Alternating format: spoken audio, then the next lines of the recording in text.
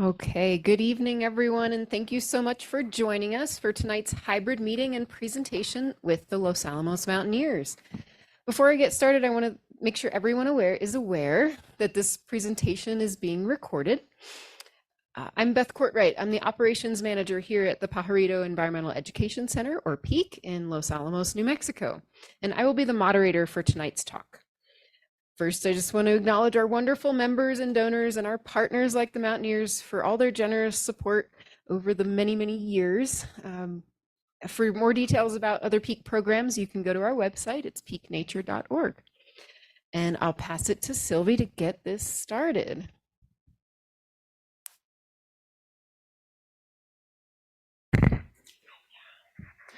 Thank you, Beth.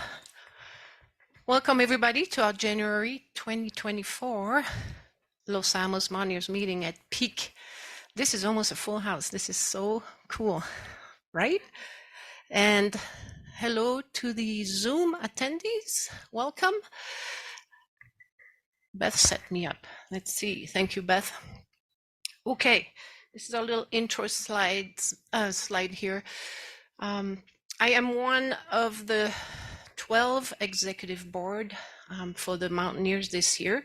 If you don't remember and want to see who the executive board is this year, go to our website, lamountaineers.org. My name is Sylvie Adam again. So let's see. Yeah. Our program tonight, I have it easy. We have Luke coming in a minute behind me. Too far, too close. We had an awesome potpourri in December at Fuller Lodge. Some of you were there. It was great. One presentation didn't make it, so we have him today, Luke Washburn, to talk to us about the 2023 climbing school. Then Jean will do the trip reports, and then we'll have our main presenter. It will be next month, I believe, when Tony tells us about the 2024 climbing school. So stay tuned for information on the 2024 climbing school.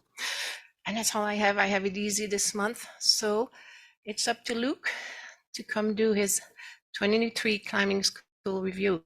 Thanks, Luke. Both of these things. Okay, thank you very much. Good evening. So I just have a very brief report that is mostly an advertisement for next year. I just found out 2 minutes ago it's happening this spring. So really I want to just explain what a great time I had, how grateful I am to everyone who taught it. It was a really good experience. And so rock climbing is something that I had always wanted to do, that I felt like was sort of a difficult thing to get into, right? So this is really a wonderful opportunity. It's very safe for anybody, all levels, something that you can do. And it started here at the Environmental Center. We actually had a knots class in the classroom down here, going over and learning different knots. And then we had 3, I believe, sessions that were all-day sessions, well, 4 sessions. And we started in Pilar, which is on the Rio Grande. And as you can see, it starts with, different things you can climb, but just walking you through all the fundamentals of climbing, starting with harnesses, how to wear your gear properly, how to tie the knots properly. And everything is supervised very well. We worked with mountain skills guides out of Taos, along with members of the Mountaineers here who helped teach. And then we had 2 sessions at Tres Piedras, and you can see a little climber up high there. And it was just wonderful. And I'll show a couple pictures here.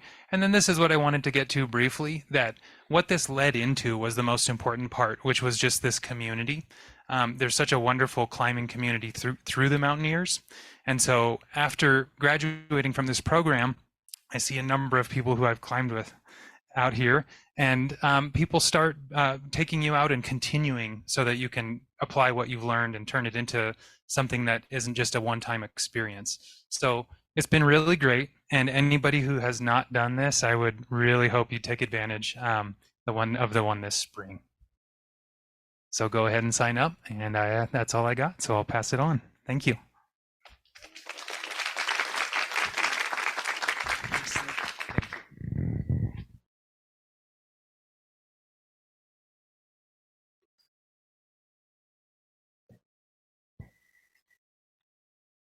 There we go. My name is Jean Dewart, and I'm this year's trip coordinator. And we got just a skosh behind last year because we had such a jam-packed potpourri. So we got a little bit behind on telling you about the club trips that we had. So we're going to go back to late November to start with. And Bill Podorski finished up the canyon season at a trip in Bluff in early December, and Bluff is just a fabulous place to go to, and they had a fabulous time. On the right here is the amazing procession panel on Comb Ridge, and then on the left is just views on Comb Ridge of you can just see forever, and you're walking on the sky. It was a great end to the canyon season. Zach Baker got us started out as soon as it snowed enough to get out skis. And on December 2nd, did a cross-country ski with 5 people to Cañada Bonito. Yay, Zach. And then Michael Altair, not Michelle, his wife, Michael, sorry about that. Michael has been a leader in avalanche safety for our club for a long time. And he did a 2-day event. The first night was a classroom session here at Peak to talk about the basics of avalanche safety and traveling in avalanche country. And then they had 14 people that went out for a full day up to the Brazos Overlook off of Highway 64. They practiced traveling safely in snow country, how to find a person or a transceiver in this case. And then they looked at the early season snowpack for avalanche danger. And Michael, we're very grateful for your continuing contribution to avalanche safety. Then the new year, on January 6th, we did the first of our combined Peak LAM trips as a beginner snowshoe event. And it turns out Peak has dozens of snowshoes for us to take advantage of. So we offered a beginner trip for people to try it out who've never put on a pair of snowshoes. And we had enough snow to go out to the golf course. And so we did a couple of laps, and we had 20 people who came out. It was fabulous. Quite a number of them who were brand new in our community. So that was a real plus. We followed up with a couple of other snowshoe trips. Cecile Jimenez led a trip on January 15th to Black Canyon, which is off the Santa Fe Ski Basin Road. And they had 8 people and a dog, and had a great outing. We did a cross-country ski up to the Sargent's Wildlife Refuge, which is just on the north edge of Chama, New Mexico. And we had 6 of us, and we did an 8-mile loop trip, and it was just fabulous snow. It was just a beautiful day. We saw a herd of elk and 4 turkeys as well. Special kudos to John Berg, Ron Morgan, and Jeff Reeves. As we were leaving Sargent's, they found someone stuck in the Chama Medical Clinic parking lot, and they pulled them out. So. In another snowshoe event, a second Peak LAM combination trip, Zach Baker led out to the Las Conchas trailhead, and they did the 5-mile snowshoe from Las Conchas to the East Fork trailhead, and we had 13 people that participated. So it's been a great start to the year. 50 people have gone on our trips this month already, so it's a great start. And then coming up, the calendar is action-packed. Tomorrow night, let's see, you can find all of these trips on our website, lamountaineers.org. You click on the trips link and you'll find all the details about how to sign up and the gear you need and that sort of thing. So tomorrow night, Cecile Jimenez and Jan Velichovsky are going to lead a moonlight ski up at Pajarito Mountain. And then Thursday, Tosh is going to start his Power Up series. So if you've been hoping to get in shape and needed some pals, you can join Tosh at 6 o'clock in the morning this winter on Thursdays at the base of the Aspen Lift up at Pajarito Mountain. Tosh will be the one with Christmas lights around his neck. You can skin up, you can snowshoe up, and have some company to work on your fitness goals. And then in February, we have kind of a special event at Sala, the event center in Los Alamos. It's called The World Beautiful, and it's a multimedia presentation about Anna Yarrow, who has been the caregiver for our very own David Brown, a longtime mountaineer here in town, and about their exploring the outdoors together. It'll be on Sunday, February 18th at 3 o'clock at Sala. And the mountaineers who got to see it this last year in Santa Fe thought it was something really special. So if you're able, that's a great one to see. And then more winter stuff, and I expect more winter trips to be posted. But this one on February 21st to 25th, Bill Podorsky is going to lead a trip up to the Salida and Monarch Pass area. People can downhill ski, they can snowshoe, they can cross-country ski, and he's got a couple of houses to stay in. So it should be just really great snow this winter. And then looking further down, Bill's first canyon trip of the year is posted for April 17th in Blanding, Utah, for 4 days of hiking in the canyons to see fabulous ruins, petroglyphs, fabulous sandstone area. And if you have a trip you're interested in, send me a shout out at my email up here. We encourage all mountaineers to lead trips, and if you need help getting started, we'll help you do that. All right, thank you so much.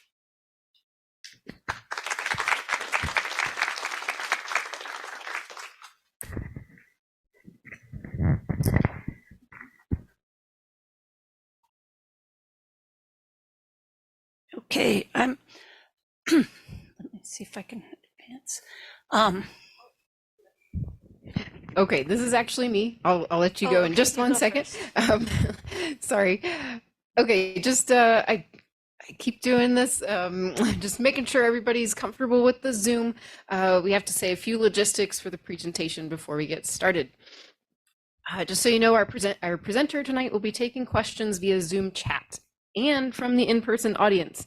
So for those of you watching from home, you can chat me in the Zoom app, the menu bar, type your questions to the person that says Peak Moderator, and that'll go to me, that's Beth, in the chat window anytime during the talk, and I'll read them off at the end for the Q&A session. Please remember that not everyone in the room here with us has a microphone, so there may be a delay when we're listening to a question from the live audience, but don't worry, we'll be back on in a second, and our presenter will repeat the question for everyone to hear, and so that it's recorded and everybody knows what we're talking about. Last thing is that after the talk, you'll receive a short evaluation in your email. Please do take a moment to fill that out. Your input really helps us improve future programs. And without further ado, I'll hand it back for the introduction of tonight's speaker. Okay, thank you. I will do the introduction. My name is Ann Sitsangi. I'm working with Juliana Fessenden. We're on the board putting together programs each month for this meeting. We have such an active community that we have tons of wonderful, exciting things to draw from. If you have something extraordinary you would like to share with the group, please reach out to us. We have a gem-packed coming year, but we have a couple spots left still. So if you have something exciting or know of someone doing something exciting, please reach out. We'd love to be able to share that with the whole group. So for today, we have a really interesting talk of the gates of the Arctic National Park. I'm extremely excited myself, and I know many people are, because we have an almost fully packed, almost standing room only. I think there was concern about the number of chairs. Certainly our speakers' dinner was fabulous. We had to pull extra tables together. So we're all excited to hear Tanja Pietrus give the talk about her trip to the gates of the Arctic. Tanja hails originally from Bavaria, where she learned much of her love of the outdoors, doing activities with her parents around the Alps and hiking and skiing. This has led to a lifetime of worldwide adventures in all kinds of activities, from biking, snowshoeing, backpacking is her current favorite, but she's done high altitude mountaineering, canyoneering, caving, the whole works, you name it, she's probably done it. But right now, she's way into backpacking and has gone to extraordinary lengths and is happy to share that with us today. So I welcome Tanja Pietrus.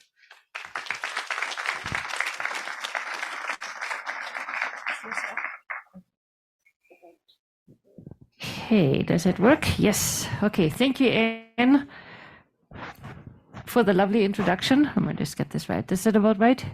Okay, and also thank you to the Mountaineers for the nice dinner, and thank you for everybody who joined. It was very nice to see so many of you there. So first of all, I want to introduce Robin Gurul and Rick Rubio, two of my travel partners, as you can see up there. And then Dana Price, she is a backpacking friend of mine. She lives in Albuquerque. And then Glenn Rasmussen, he is from San Diego. He's actually he's Rick's climbing buddy. And he came along on the trip. So it was the 5 of us. So sadly, there should have been 6 of us. There should have been Kate Willard, should have been part of our trip. And about 10 days, I believe, before we left, she very tragically lost her husband. And for that reason, she, of course, did not join us. And so that's why I want to dedicate the memory to him, even though we didn't know him. Okay, so let's start out the Brooks Range. Where actually is it located? You see it up here in the far northern part of Alaska. So just perhaps a few points. You kind of see here the Aleutian chain, right? This is the Cook Inlet. At the very tip of it is Anchorage, biggest city. Fairbanks is right here, so kind of in the heart of Alaska. And then there is the Arctic Circle. And then in the very northern part, you see the Brooks Range. And so the gates of the Arctic National Park more or less spans the entire mountain range. And then on the eastern side, you have the Arctic National Wildlife Refuge that stretches into Canada. This is a map that just kind of shows a drive from Fairbanks up to here, kind of stretched out. So that's about 8 hours by car, or a little over 300 miles. There is a highway that runs from Fairbanks to Prudhoe Bay and kind of cuts right through the Brooks Range. Let's go to the next picture. So this is kind of another view, a little bit larger. So again, here is the entire Brooks Range, the Arctic Ocean. The highway, you can kind of barely make it out, kind of goes right through here. So we started out in Anaktuvuk Pass and hiked to this point on the Dalton Highway. So this highway is called the Dalton Highway. And we had Lucy Fry last year, who had done a big road trip up there. So you have seen lots of pictures from her. So first of all, a photo on logistics. So how did we get there? How did we do that? So we flew commercially into Fairbanks. There we had to pick up our bear spray and the camp fuel, because those are items you can't take on a commercial flight. That turned out to be somewhat adventurous, but we got it all. And then we had Wright Air Service, which is a company that fly actually daily, have sometimes even twice daily flights to Anaktuvuk Pass out of Fairbanks. And so we had a flight with them. We're essentially dropped off in Anaktuvuk Pass and then hiked towards the highway. And we had organized a shuttle, the Dalton Highway Express, to pick us up at a particular mile marker on a particular day at a particular time. That was the plan. So it kind of all worked out. So up there is the crew. The picture was taken by Dana, so she is not on the picture. So that's in the Wright Air Service flight. And then here, very cool photograph. This is the Anaktuvuk River Valley as we are approaching Anaktuvuk Pass. And So it's all started out in Fairbanks, and Robin cooked us a lovely salmon dinner the last night that we spent there. And then the next day we went out to the airfield in Fairbanks. So the airport is relatively large and sizable. On the one side, essentially, is a commercial airport, you know, where the regular Delta, whatever, comes in. And then on the other side, but sharing the same airstrip, is where these little companies are. So that's where we kind of stuck, and that's, I guess Luke and Carol know it very well.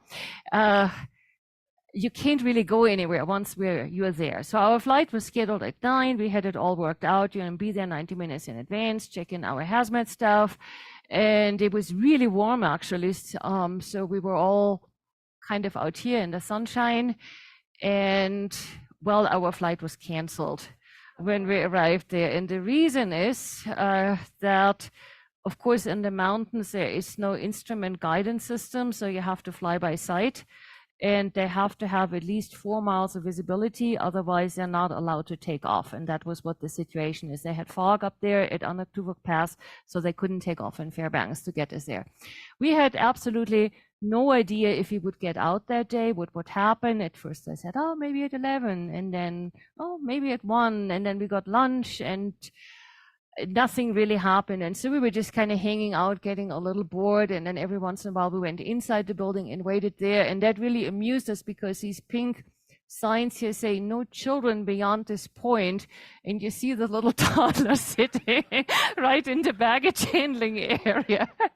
So, and that's, I think, what I love about Alaska. And a little side story on that is, as we were waiting and kind of killing time and not knowing what was happening, at some point a lady who was working for Wright Air Service comes out of the building and hands me a bundle of keys, and I didn't know what to do with it. She had overheard our conversation that we thought, maybe we should go to town and get like a cup of coffee or something.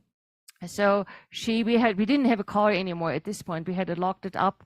So we were kind of stuck there. So she just gave us her vehicle to drive to town and get a coffee. No questions asked, no driver's license, no deposit, no nothing. She just gave it to us because she felt sorry for us. And that was just a wonderful experience, I think.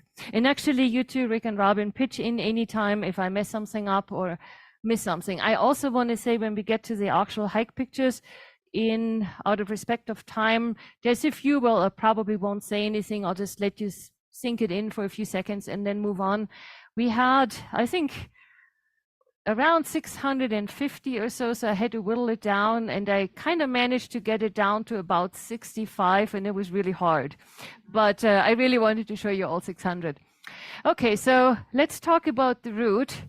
It's really hard because we're more or less going from west to east to all fit it on a map.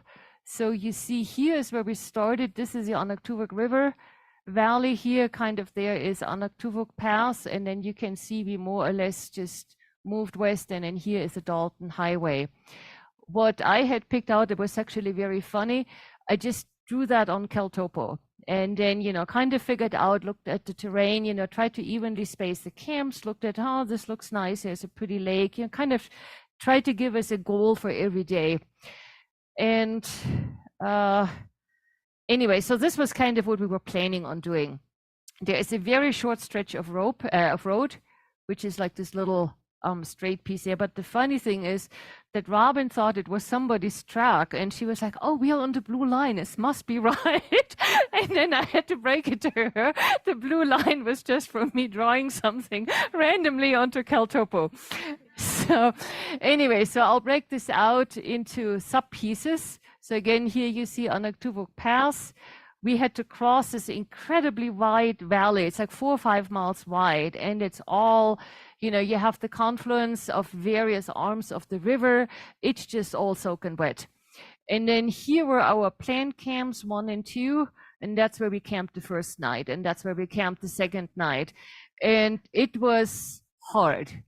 So this is this little piece of road, so 2 miles of road, I think, is probably the only road in the entire Brooks Range, aside from the Dalton Highway. So Anaktuvuk Pass is here in the back. So we hiked along the road, and this is where we arrived at the airport in Anaktuvuk Pass. Actually, I want to make one comment. Juliana received an email from somebody I had said in my summary that it is inhabited by inland Eskimos, and somebody thought this was an incorrect term. It is the correct term.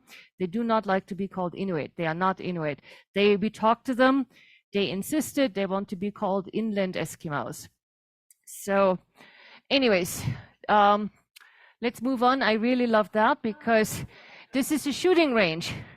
So you see somewhere in here is a little orange dot. I can't make it out on the curvature. Somewhere in there is a little orange dot, which is a target.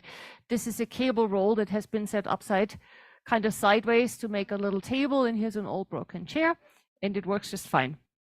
So I like that. That was along the road. And so we hiked, and we're struggling. You saw this big, wide expanse of open terrain that we had to cross. You can't be close to the river because it's just way too soggy, too willowy, too marshy. And ironically, we were getting worried about water. By the time we got to Anaktuvuk Pass, it was probably by the time we started hiking 6 o'clock at night or so, or maybe even later than that. And so we started hiking. Of course, we have lots of daylight. That's not a problem. And we couldn't find water. You know, there's this giant river, but you can essentially not get to it. And so we found this horrible kind of above ground puddle that was halfway moving of brown tannic water. And we decided, okay, you know, we'll just go for it. So we filled up our water bags, and we had spotted in the distance this kind of pile of boulders. And so we were hoping to find some dry terrain. And that's what we did. It was very foggy at this point. So as you had seen, this Anaktuvuk River Valley is essentially open to the north. So everything is exposed to the Arctic Ocean. Something that I did not know about the climate there is that from the Arctic Ocean, you get this fog and this cold, wet air that's essentially moving inland and then making its way through these valleys and then kind of turning around and following the valleys. So we always had this Arctic wet fog hitting us, as you can see in the backdrop. Oopsie. I guess I have to point at this. This is just pretty scenery. That is the next day, and we had very nice weather. I don't even remember that, but I guess the photos show it. I guess I took pictures whenever the sun was out. Wasn't always like that. This is our second camp. That was really pretty there. Very, very windy spot. You can kind of see the tents are all puffed up, but just absolutely stunning scenery. I should also mention that where Anaktuvuk Pass is, we went to a cultural center and saw like a documentary about it. So they were at the early 20th century, these people were gathered from all around the Brooks Range and essentially resettled into Anaktuvuk Pass. The attractive thing for them was they got houses to live in. But then we talked to this old gentleman, remember, who was sitting with us in the cinema. And he said, well, you know, then they found out, oh, they were expected to work now. So it was just a lifestyle, you know, that they were not used to. But a comment that he made that really touched me was, he said, well, but now our children didn't die anymore because they actually had enough to eat. So they are mostly their subsistence hunting on caribou and fishing is what they live off. Anyway, so Anaktuvuk Pass is kind of this enclave within the national park because usually you can't live in a national park. And it took us actually almost 3 days just to get out of this area where they are allowed to hunt. And there were also initially, there were a few ATV tracks that we followed. So we're still within that range, but you don't see essentially any tracks anymore of humans. You find a few caribou horns and carcasses that are probably there from hunting, but they could also be bears. Okay, so here's one of the river crossings. That's Rick and Robin holding on to each other. Beautiful water. And you see the famous Arctic fog in the backdrop. And again, this is a very, very wide valley that we hiked in. So you can also see, actually, this is what Luke had warned us about, Luke and Carol, you know, the famous tussocks. You never know really, do you want to step on top or do you want to step in between? It's like neither one is a great option in the end. And so this is very typical there. And you can kind of see, you know, it's very mossy. It's incredibly lush vegetation, very, very thick and very, very soft. And it took us quite a while to kind of learn to read the terrain so that it became easier to move. And I have a bit more on that later. So camp 1 you saw earlier, we were already way behind schedule, so we were getting stressed out a little bit, because we had to reach the highway on a given day at a given time. So camp 2 we finally reached at lunchtime the next day, so there was no way, this would have been our camp the previous day. So, and it was already lunch the next day, but it would have been a wonderful spot to camp. Just a pretty picture. Okay, and again, just a impression of the scenery that you're surrounded by. And this one is a close-up of my boot that gets swallowed up by the ground. So we were starting to joke about, the grades of tundra in terms of how soft and wet it is. This was, I would say, maybe a 4 on our rating scale. Okay, so we kind of hiked off the first map. So we came from over here. Back there is where this lake is, and then our first mountain pass is Ernie Pass. It's very low and it's very spread out. It's kind of hard to tell when you're actually at the pass. And then we're leaving the river here and follow Grizzly Creek. And then Peregrine Pass, we knew would be the hardest pass to cross. It was by far the steepest and the highest. So we knew that would be probably one of the toughest point on the hike. And then back here to Camp 5. So this is just to give you a little bit of an idea where we're moving along. So we're coming from back here following these valleys. This is a famous quote by Rick Rubio. I'm liking the lichen. So the background is, you can see here, this kind of looks brownish whitish. Here you see brownish whitish, here you see green. So we learned brown is great, green is bad. So brown is relatively dry, and the reason for that is that in the drier areas, I think I have another one, Dana called it cloud lichen. I don't know if that's the right name for it. It's a befitting name. This lichen likes dry terrain. So we were always trying to find these areas where the lichen was growing, and hence the quote, because that was relatively easy terrain to walk on. Your feet didn't get eaten up by the ground, and neither did you get water in your shoes. Okay, so next night, number 3, so we gave all of our camps names. This one was Bear Camp. And the reason for that, you can kind of see here and there.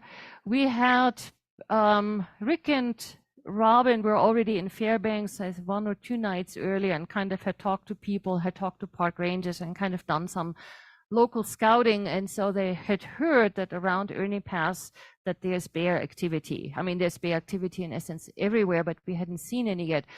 Well, here it was getting late. We really wanted to camp. We were really wiped out. I think that's when we caught up actually with our schedule that night, right? That was, yeah, we camped actually where we had kind of planned on camping. But on this spot, this turf there that's been ripped up is a grizzly bear, just kind of doing this, grabbing the turf and they pulling it up and looking for grubs underneath. And it was fresh. So we knew there was definitely a bear had been there. I think actually there were lots of bears that saw us, but we just never saw them, which was good because we saw lots of tracks of them. So I was a little freaked, honestly, but we decided, well, we're a group of people, we make noise, we have bear spray. Let's just hope it'll be fine. We were all too tired actually to go on. And it turned out to be a wonderful night with a pretty sunset, and we did not see any bears. Okay, so the next day, we are moving on towards Ernie Pass. It's only 3,200 feet. And as I said, I could never really figure out exactly where the pass is. It was just pretty outstretched, big terrain. Again, you see the famous fog everywhere. This is Robin there, and you also see we are pretty bundled up. It was always windy and cool, but very, very beautiful. That's Dana.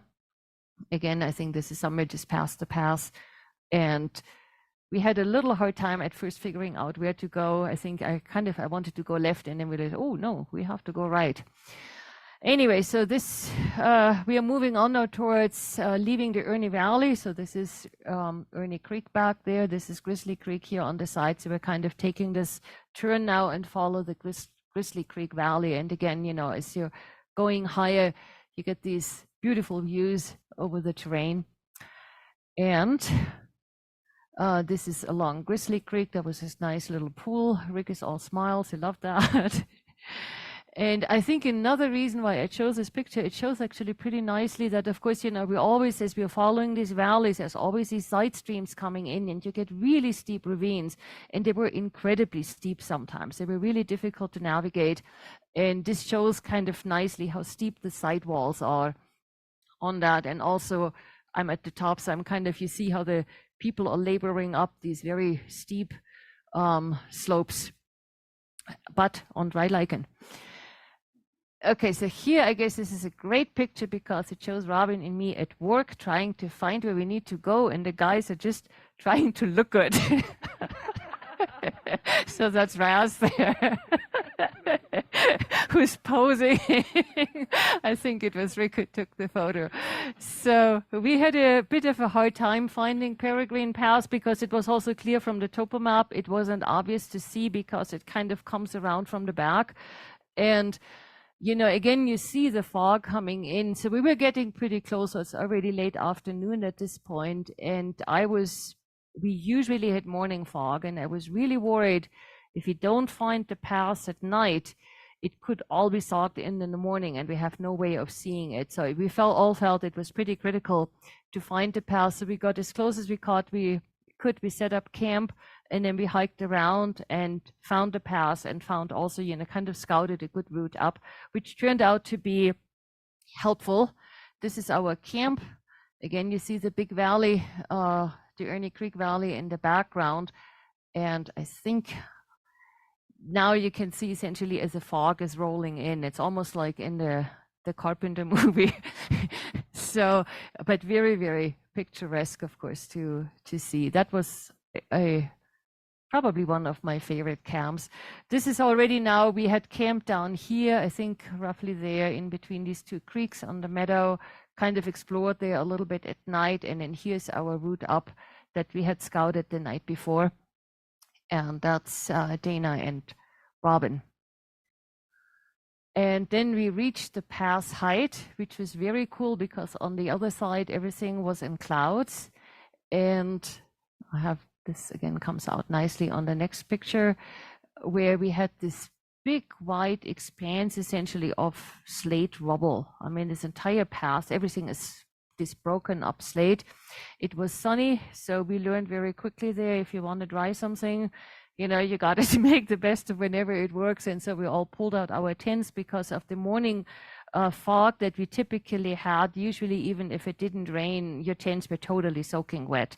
So we typically packed them up wet. And if there was an opportunity to dry them later in the day, I always felt like, you know, whenever you can dry something out, let's just do it. And so we just ripped everything out of our packs and spread it out.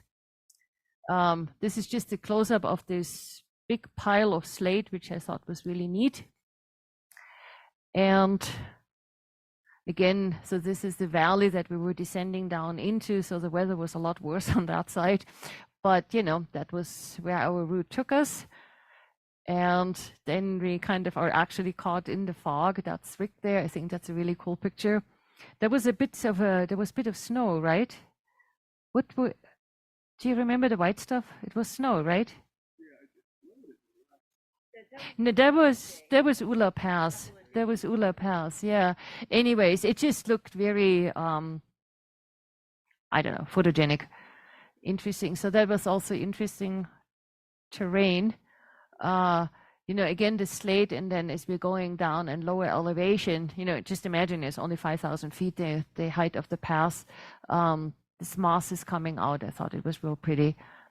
And I have another close-up of that. So all these different types of mosses on lichen, very, very interesting stuff. So now we're kind of getting to the bottom of it. And again, you know, these wisps of fog just make everything look very interesting. And so here we're essentially reaching now the bottom of the valley. So this is a North Fork of the Koyukuk River. That's coming up here, and kind of we came down from here and then had to take a left turn. Again, very nice views of the terrain. I would have loved to explore that valley. That looked really interesting. Occasionally, you know, we found some bones and skeletons, so something on the sheep, and it has definitely been gnawed on the horn. You can see that. And so now again, here, this is the North Fork of the Koyukuk River. This is actually, you see then also there's a separation here. So this is a new river that starts at the Itkilik River. And so we had planned to camp at these chain of lakes. And then actually here I missed my red circle kind of moved a little bit. This little mountain there is called Ula Mountain, and the last pass we crossed is Ula Pass. I mean, it's totally not where the mountain is. I don't really understand it, but I thought, okay, well, anyways, Ula Pass is over here. And yeah, so again, we followed essentially the Itkilik River and then had to take the side fork here. And I have there's a wrong label coming up on one of the maps on one of the slides. Everybody in really good spirits. I really like this picture, even though, you know, the weather was kind of deteriorating over the 10 days that we were there. So you can see we're all pretty bundled up and wearing our rain gear. So it was definitely raining on and off. And this is just a break on the way. I thought it was a Starbucks stop, but it actually isn't. Remember this one day where it was miserable in the morning, so we just packed up and then made coffee later, but it looked similar. I guess everything kind of looks similar. But also, you know, it's very cool. You see that all these valleys, of course, are carved by glaciers, so they're like textbook glacier valleys. Let me go to the next one. This is a string of lakes where we arrived. This is the very first one. You see there's a bit of a rise in the back, and that's where we ended up camping. And then there's a whole bunch more lakes behind that. And the next picture actually shows us on the far side of it. So here you see the rise, and you see our tents up here. This is the valley that we came off. This is the Koyukuk River again, and then starting down this Itkilik River Valley. That was, we called it Lake Camp because of the lakes. It was very pretty. There was one kind of deserted hunting structure by one of the lakes, and I don't know where I put this picture. Robin took a very nice picture with a zoom lens with a bald eagle sitting on top. Very cool. But that was the only structure we saw, you know, after leaving Anaktuvuk Pass in the entire 10 days. You know, there's no trails, there's no fire rings, there is no trash. There's absolutely, it's just wilderness. So that's what I find so fascinating about it. Okay, so this again, I have a few close-ups. Absolutely want to avoid that stuff. That's a cotton grass, right? That grows in the marshes. So you know there's going to be water there. But sometimes, you know, you go back one, there's just no way to avoid it. You know, you have to get through because it's like all along the side stream that's coming into the valley. So there's nothing you can do. Sometimes actually it breaks up. You see standing water, and then you're just trying to hop wherever the willows are. It's typically a little bit drier. And oh, come on. Here we go. That one, you kind of see my foot is now disappearing in the water. And then we're essentially knee deep in there. And, you know, there's just nothing you can do. You just have to deal with it. So wet feet was essentially it's a morning to evening occurrence until you change into your camping gear. So it's totally unavoidable, and there's essentially nothing you can do. Anyway, so they were trying to dry out our feet. We had these waterproof socks. I talked about that last time I spoke here, that I was quite excited about. But the big mistake I made is because mine were only like a little bit over the, let's say, mid-ankle or so, that also the water gets in from the top, obviously.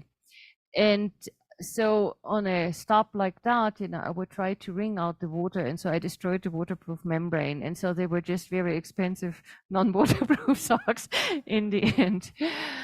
So yeah, it's like, you know, and your shoes never dry. It just doesn't happen. Nothing ever dries. But still, here was, you know, after a while we learned, you know, that the gravel bars are actually really, really nice to walk on in the riverbeds. It's not always possible because the willows come in too tight. In the first 2 days, we were a bit ambivalent, let's say, because that's where you can't see the bears. So we were a little bit worried about that. And after a while, you know, we got more confident, and then whenever it looked scary, we just went off to the side. But I think we're all laughing about something, we're having fun. And then again, typically, you know, everybody thinks they found the drier spot, so we're all spread out. And of course, it's equally wet everywhere. Again, just a nice view. This one, I believe, is not the, I mislabeled that one. I think this is still the Itkilik River. Anyways, those are crowberries. They're quite common. And those are the really yummy ones, the blue or huckleberries. And this also became a call for stop berry eating. So it's actually started out that many of you probably know that robin is a passionate bird, and I think it was on day 1 or 2, everybody had to stop, and she yelled, "Bird emergency!" And so she had to get her binoculars out and try to identify the bird. And then later on, that morphed into a berry emergency. So whenever one of us found a nice patch of berries, we would stop and eat those. This is the camp. This was the last time, actually, there was a moment of, you know, dry weather, a little bit of sunshine, a little bit of wind.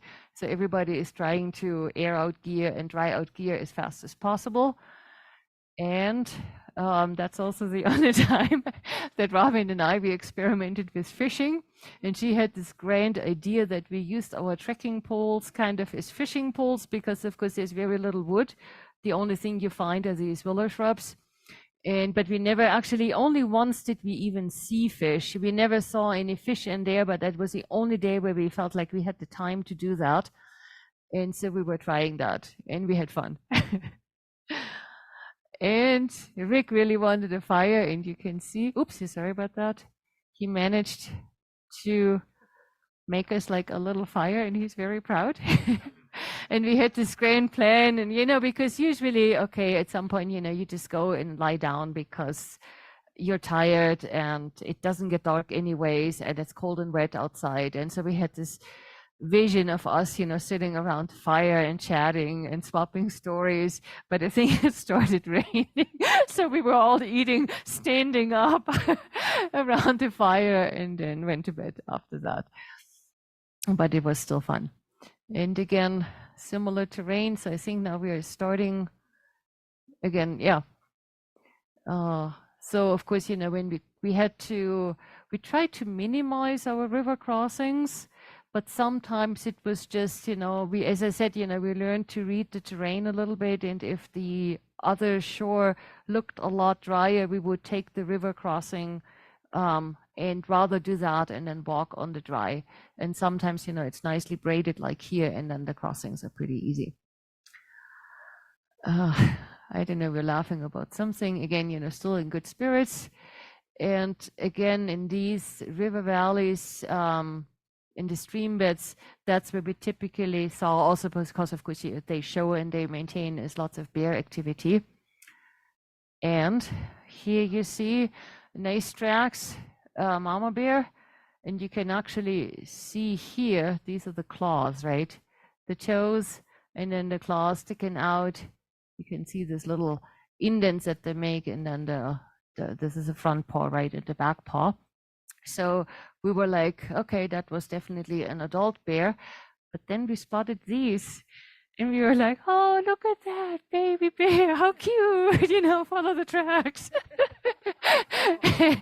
And so I don't know, I just found those adorable, the little baby bear tracks. But we knew the bears were there, but as I said, we never saw one.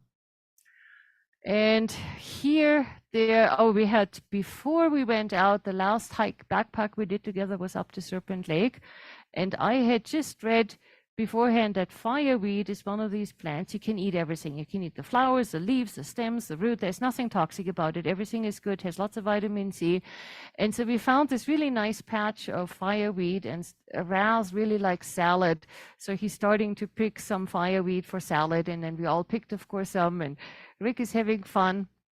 And then again, so here is coming in from here. This one is, this is Ula Pass, and then here is already the Dalton Highway and our pickup spot at the Chandler rest stop. Anyways, just to give you an idea again where we roughly are. So we're just kind of hiking onto this camp here. And actually we are already coming from that. So now we are hiking up, doing this little side valley, coming up Ula Pass. I can't figure out what you're holding in your hand. It looks like you have a grocery bag. So, and this is our Ula Pass camp. As we were climbing up to the pass, which is somewhere up in here, I was like, oh gosh, I don't want to camp in those clouds. So we set up camp a little earlier, trying to stay out of the worst of the fog. And that's when it's that night it started getting cold, and then it started raining at night. And from then on, it never stopped raining in essence, maybe for a few minutes. And it got also definitely below freezing that night. And so here we're making our dinner. So you can tell we are all pretty bundled up. And I love this photo because Robin is incredibly skeptical of, you can see her there, how she's doing it. Raz has this big smile on his face, and you can just see the fireweed here. And what he prepared is that he carried some olive oil, so he made himself this little salad and enjoyed that. But this one is my favorite. So again, everybody who knows Robin knows that she has a sweet tooth, so they always had dessert. And so here they're making a pistachio pudding, which has like the most toxic color I've ever seen. But I thought that Rick is absolutely enchanted and looks extremely happy. And this is the next morning, and Dana, who can be on occasion a bit on the grumpy side, told the worse the conditions get, the happier she is. And so we woke up in the morning and there was snow surrounding us on the peaks, and she was like super happy. And so we had just Ula Pass is right there, is essentially that spot here. And so we came to this lake. We saw this bunch of birds there. What were they? Maybe those were the harlequin ducks. Yes, exactly. Yeah. Okay, say that again? Phalaropes. Yeah. Okay. Good. Let's move on. So coming down from Ula Pass, as I said, that's when the weather really started getting bad, and you can see it on this picture. And that's a crossing we had to do at some point, I think, and we're just kind of sitting there taking a break, pondering the world. And then the next night, you can also now, it's pretty obvious how bad the weather is. And we found, fortunately, this little spot that, I don't know, it was really hidden, but it looked promising. So we finally did check it out, and it had slate. So it was, of course, a much better surface to camp on than the Soggy Tundra. So we camped there. And we had 2 big river crossings to do before we got to our pickup spot at this point. And we decided to kind of adjust our schedule such that we would do the crossings on the same day. Originally, we had planned to do them one on one day and then one on the next day. And it was like, no, the misery is just too bad. Once you're totally soaking wet, let's just get it all over in one day. And so that was the reason. We already camped a little bit earlier than we had originally planned. And then the next day, this is really the last ridge now that goes, this is a side valley, essentially, where the stream comes down that we also had to cross, and then into the Dietrich River, which runs along the Dalton Highway. And that was a big downer, because now we can see the Dalton Highway, and you can see, what's my laser pointer? You can see trucks moving along. So it's like, after 10 days of this absolutely gorgeous wild countryside, to see a road was just disheartening to some extent. However, the idea of warm, dry feet was appealing. Anyway, so, and then also you can see now, because we're dropping down, there's actually this kind of a forest down there, which we hadn't seen, which was a bit scary because you can't, you don't see very well. So we got through, and this is the last crossing. This is the Dietrich River. So the highway is right here on the other side. And I think the three of us, we went first, right? And so we kind of chained up there, did it very, very deliberate and slow. You can see that there's a lot of silt in the water, which is not obvious on the photograph. Even though this is a relatively flat spot, the water is incredibly swift. So it's really, really running. You can kind of hear the rumbling. You know that there's boulders underneath because you kind of see these standing waves that form, but you can't see the ground. And so you also don't know how deep it is. But we went through, it was fine. As I said, we went very slow. I think we probably took 5 minutes or so just to get across this little stretch there, because we were really very mindful of, having a solid stance. And then when all three were solid, the first one on the chain, which was Raz, he would take a step, and then I take a step, and then Dana takes a step, and then we confirm, okay, we're all solid again, and we kind of repeat it. So we inchwormed ourselves across, and it felt very safe. But of course, it was cold and wet. And then our last camp was right by the highway. I mean, it was literally, we were almost on the road. And we had the leftovers from food we made. I think those were the absolute best burritos I've ever had in my life. So Dana had a little bit of scrambled egg left over, freeze-dried, and then Rick at Robin, they had salami, cheese, and tortillas. And so we made these lovely breakfast burritos. And I also want to point out the foot fashion, which is, so we had, in order to get out of our wet hiking boots at night, we all had carried these very, very lightweight sports sandals, and then put dry socks on, but because of course everything is wet around you, you don't want the socks to get wet. So we just put on plastic bags, which is a very lightweight way of keeping your feet dry, and you're not hiking in it. So it was fine. And with that, actually, this is a famous Chandler rest stop, not the most inspiring place to wait for a shuttle, but at least it was an obvious place. And, this is where everything is a bit more laid back, because I had communicated, I think between 12 and 1 was supposed to be the pickup. I think at 1:30 we started to get a little nervous because we still hadn't seen it. It was pouring rain the entire time. It was just coming down. And finally, I think he showed up around 2 p.m. And then we looked at his paperwork, it said 2 p.m. So the company had given him a different time than us. And so he thought he was early, he was super proud to be on time. And we had been sitting there for 2 hours already. But it all worked out great. And then this is just on the way home. We stopped at the Arctic Circle, took the famous Arctic Circle picture. Lucy, I think, had the same one. So I think that's the last picture I have. So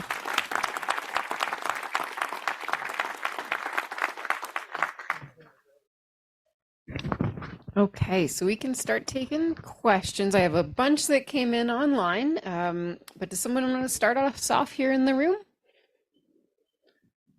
All right, I'll get started here. Okay, first off, were you following an established route or trail for any section of this hike? the blue line that I had drawn on Caltopo. No, actually, I know where the question is going.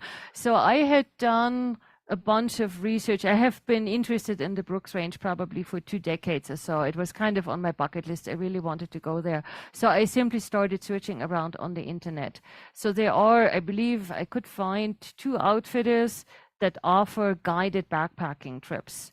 And they had, one of them was this Ula route. And it appealed to me because, you know, on the map when everything is flat, I thought, all you have to do is go east and you're going to hit the highway. Perfect. You know, that's pretty easy. You can't get lost. But it turns out, of course, moving around in these mountains, you lose orientation very quickly. You know, if you didn't have tools like a compass, and we also use GPS to help us. But so I followed more or less that Ula route. We didn't have a very exact description. It was just 1 paragraph.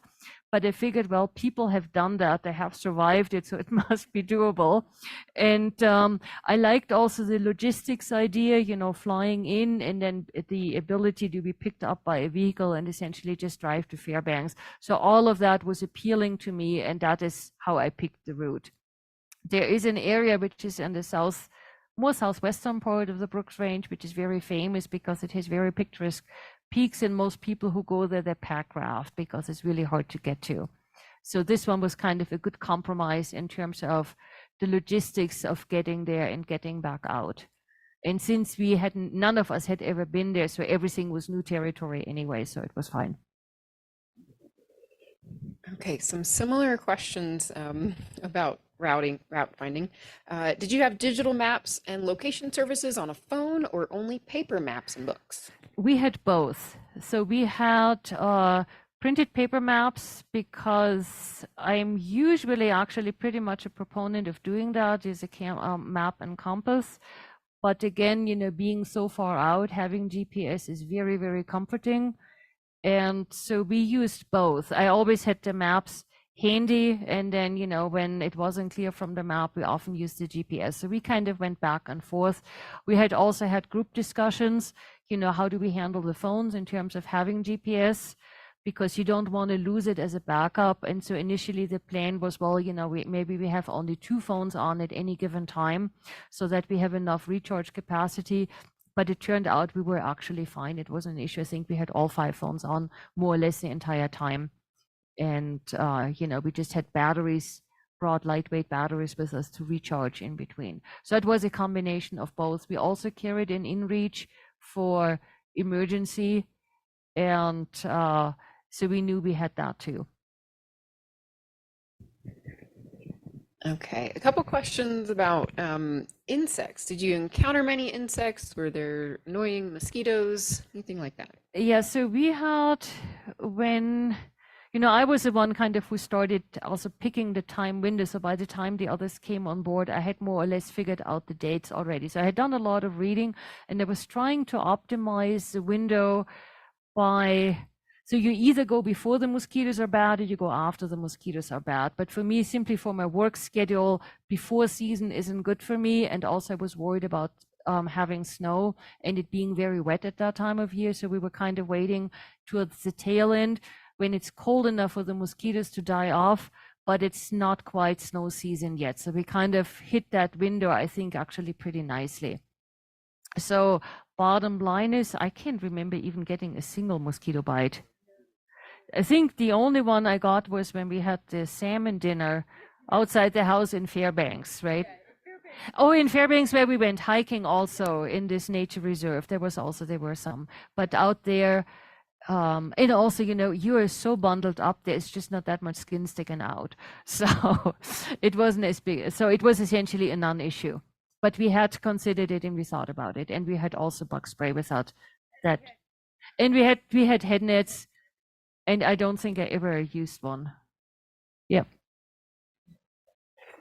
Okay, a couple more conditions questions. Did you have any strong winds, or and what were the typical temperatures?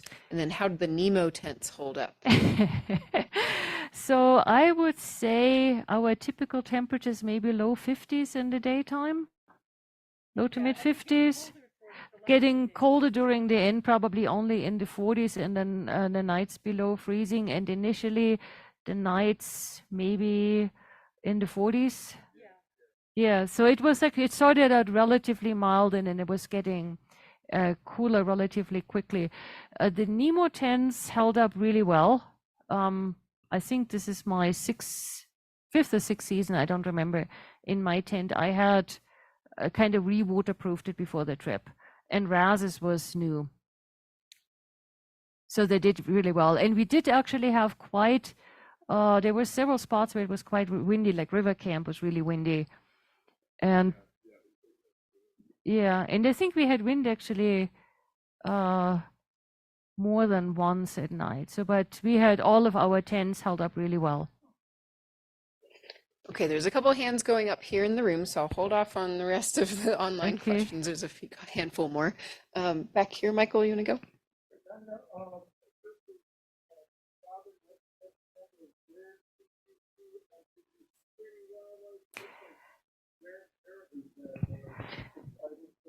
Okay, so let me first repeat the question. So the question was on what type of wildlife did we see, what type of birds and others. Let me take the other part and then I'll let you talk about the birds.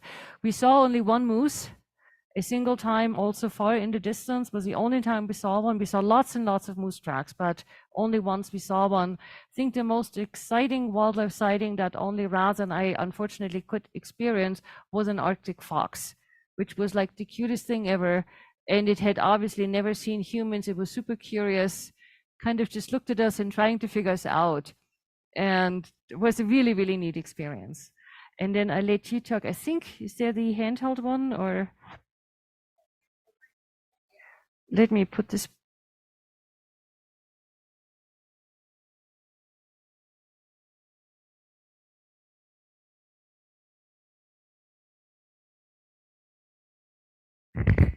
There, is that on? Okay. There weren't a lot of birds, but when you did see birds, they were usually something really special. Altogether up there, I think I got 13 live birds or something like that. Things like the harlequin ducks and redneck phalaropes and all kinds of things like that. Yeah, so bottom line, we did see very little wildlife actually. I was expecting more. So we saw more moose on the Dalton Highway than the entire time out there. We didn't see any caribou.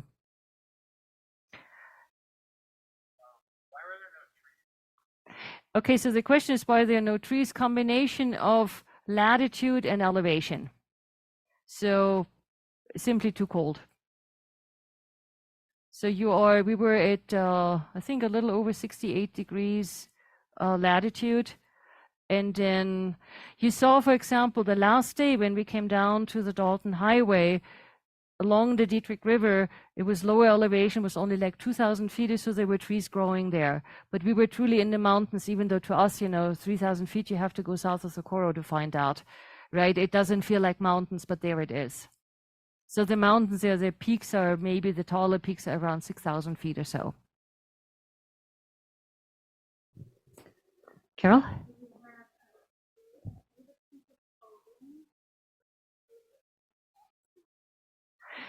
Okay, so the question is, did we have a favorite piece of clothing and a favorite thing to eat? So I would say the socks were my least favorite clothing items because they were always cold and wet in the morning. It was actually funny because I had meant to bring, just a ball cap because they're very good to keep water out of your face. And no, a hat.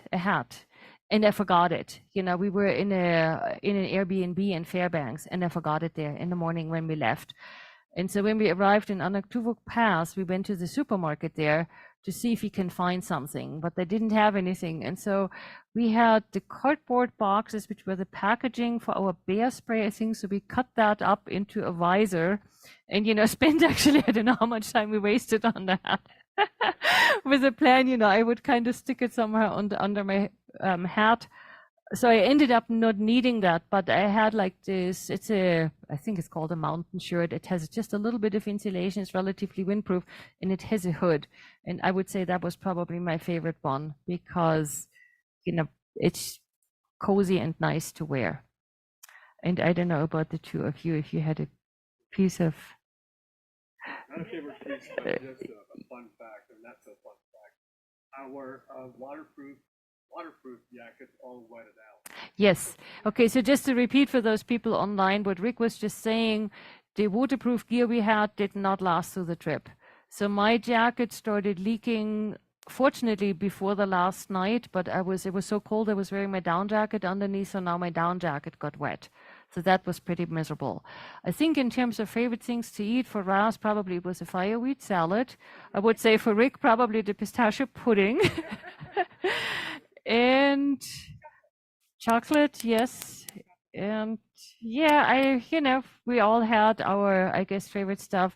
Raz he has issues. He has only certain foods that he can eat. So he had lots of, let's say, cured sausages and things like that. So I don't know if he got sick of them or not.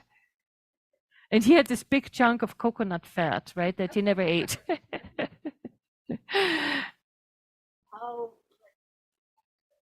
Okay, so the question was how much our packs weighed. We were all around 30 pounds. So I think we had 1 or 2 packs that were just under, and we had one maybe right at, and maybe 2 that were a little over.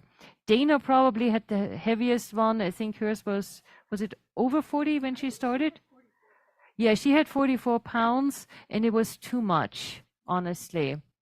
So we were all trying, to trim it down as much as we could.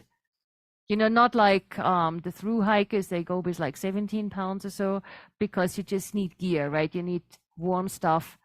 So you just can't get that light. But we were pretty light, all of us. All right, while we're on the gear topic, what type of camping fuel did you pick up in Fairbanks to use? Great question. So it was restricted by Right Air Service what they would transport. They would only transport like the Coleman type fuel. So that's what we brought. So we got that through Kate. A friend of hers, he provided that for us in Fairbanks. You guys picked it up.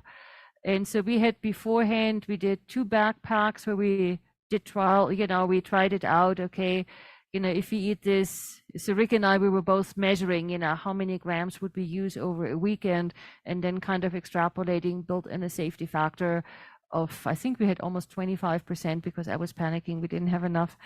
And we brought 2 stoves, so the Whisperlight type stoves, and it was a good thing because one of them failed. And even though Rick is mechanically very inclined and we had all the repair gear with us, you could not get that thing to run. It was totally soldered up on the inside somehow. It was an older stove. And so, but since we had 2 for the 5 of us, we just used Rick's stove the last 3 days or so. Question about footwear. What types of hiking boots did you wear, and what worked and what didn't? So we all decided, and that was a joint decision, because we felt like, as it came to river crossings, which actually in hindsight didn't turn out to be such a big issue, to kind of use the same approach. We didn't want to have some people, change shoes and others not, because then, half the group gets held up. So we decided we're all going to do the same. So we all decided on lightweight, comfortable hiking boots that are not waterproof. Purposefully, because of course anything that's waterproof when it gets wet is even worse than the stuff that isn't waterproof. It probably wouldn't have made a difference because everything was soaking wet anyways. But we all had these so-called waterproof socks, which, if I had to rate them on Amazon, I would probably give them a 3. They weren't great. They were kind of, Raz had the ones that went up to the knees. I think his worked a little bit better. That paid off. But in the end, our feet were damp or wet during the daytime. They were just wet all day long, and then at night you put on your dry wool socks and it feels good. So I don't think there is the ideal solution. We had also played with the idea of what I think they call them the Alaskan sneakers. It's a brand, it's called Extra Toughs. They made these really, really heavy rubber boots. People wear them a lot for fishing and, for walking around. And they're amazing, they're really well built, but, one of them weighs like 7 pounds.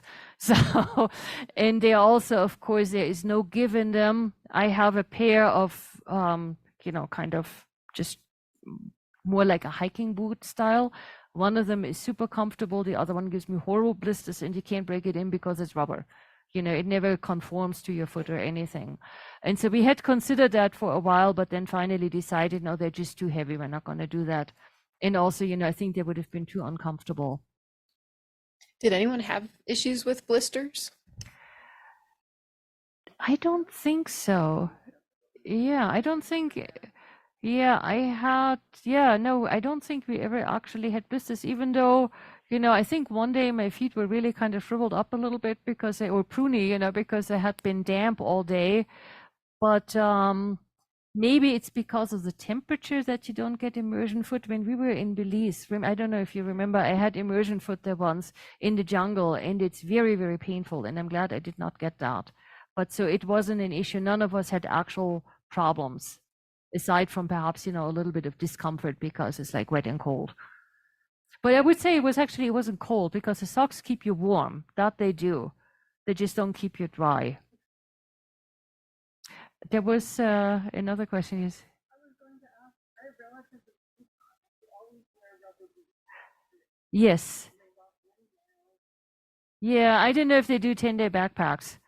So, okay, good. Yeah, so those are probably the ones I was referring to that we did consider, but then in the end shied away from. So I don't know. And I don't know, Carol and Luke, what your experience is. I think you were actually the ones who were also leaning towards the extra toughs, right? Yeah, so both of them, they lived in Fairbanks. So Carol and Luke were planning on joining on the trip, but then eventually they couldn't make it. And so we had a lot of communications and asked them a lot of questions.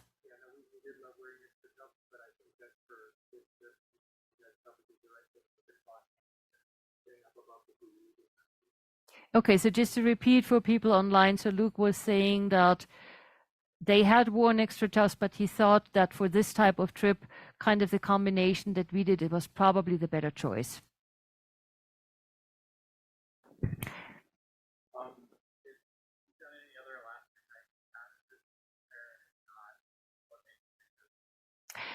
So I have done other Alaskan hikes. One actually was a failed attempt on Mount Blackburn, which is in the Wrangell St. Elias.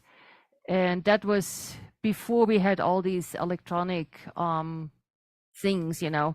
You still went exclusively with paper maps. And I remember the USGS map for that area was from 1932. And the glacier had receded by like 10 miles or something like that. So what looked on the map like great glacier terrain ended up just being a moraine nightmare. And so we ended up not doing that backpack. So we hiked in, and I had a pack that weighed, it was ridiculous. It was, I think, 95 pounds. I could not get the thing on my own. I couldn't, you know, if I crawled into it on the ground, I needed help to get up. It was absolute pure misery. So we ended up, because, you know, now you need the ice gear, you need the snow gear, you need the ropes, you need the food and whatnot. And so we were not making fast enough progress that we would have had enough food left to actually climb the mountain. So that was my big failed attempt. There the weather was a lot warmer. That's actually the trip, because what we ended up doing then, we quit our hiking, you know, after a week or so. We came back out of the mountains, and then we rented a car and we started driving around and just looking at stuff. And then we also ended up renting a sea kayak, and we went sea kayaking for 5 days, which was totally awesome. But when we drove up to Fairbanks, and that's when I somehow got awareness of this big mountain range that's north of Fairbanks. And that's actually what triggered my desire to go there. And just because I like remote places. So, and I have also done a bike tour in Alaska, which was kind of miserable, honestly. So, because it rained a lot on that bike tour, and that was before Gore-Tex. So we had Bike Nashbar. I don't know if you guys remember that. It's like this cheapo bike wear brand. And they came out with these new rain suits, and they were supposed to be like, you know, the latest and greatest, and they were totally useless. I mean, I could have worn a cotton t-shirt and I wouldn't have been any wetter. So this is probably, you know, despite, you heard a lot about rain and fog and cold and wet feet and whatnot, but despite all that, I think it is the most amazing trip I have done. Because what I love is this absolute untouched wilderness, day after day after day. And this incredible scenery, you know, and there is, like, as far as you can see, there is no traces of humans anywhere. So to me, that is just an amazing experience. And after the trip, this is actually a good question. I asked myself the question, well, where actually can you find places like that? So I went online and did a Google search on, you know, most remote backpacking areas or something like that. I found an area in Labrador, which is a Torngat National Forest, which probably meets that, but I think it's one of the rainiest areas on Earth. Plus, you need to hire an Inuit bear guide because they have polar bears. I was like, okay, I don't think I want to do that. But we are planning a trip next year. One of the areas that did come up in the search is the Revelation Mountains. And so we are planning a trip next year to the Revelations. This year, thank you very much. Yes, Olivia is going to be part of that.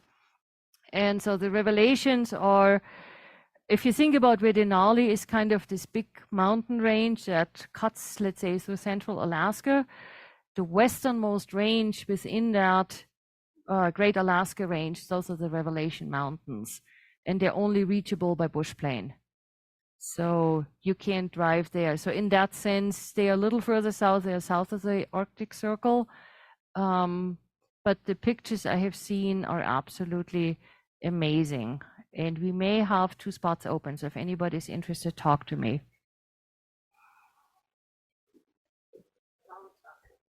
Say that again?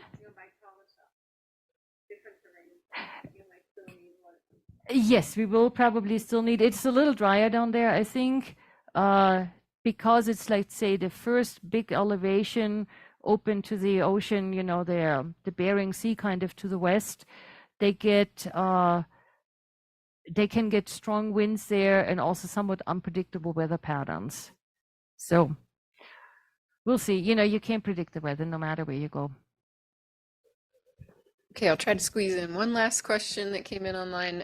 What time did you get up and go to bed on this trip? I think we usually started hiking maybe at 8:30 or so in the morning, and I would say we probably went to bed around 8ish or so. Does that sound right? Yeah. So even And we often hiked until like 5:36. yes, exactly. So to just repeat for those online who didn't hear what Rick and Robin said, so we probably usually hiked later on, you know, once we had caught up with our schedule, right? We hiked maybe till 5ish, 5 or 6ish. Initially, I think the first night it was 10 o'clock or so by the time we set up camp. And we were really tired then. And this one day where we caught up, that was day 3. I think we hiked till like probably 8 p.m. So on those days, obviously, we went to sleep a little bit later. But it doesn't really, it doesn't get dark in essence. You know, even when the sun goes away, there's still a lot of light around. You never need a headlamp. So it's very convenient in a sense. So it really doesn't matter, you know, if you go to bed at 5 or at 11, it's still going to be light. So you can't really win on that thing. But I don't know, did you guys wear eye masks for sleeping? Okay, so Rick pulled the hat down. Yeah, I just closed my eyes. It didn't really, or it crawled inside my sleeping bag. It didn't bother me much. And it's nice, haha, because you can save so much weight. You don't have to carry a headlamp. Okay, I'll watch if there's any last minute hands that shoot up in the room. But if those are all the questions, I want to say thank you so much again, Tanja. Thank for you all. sharing.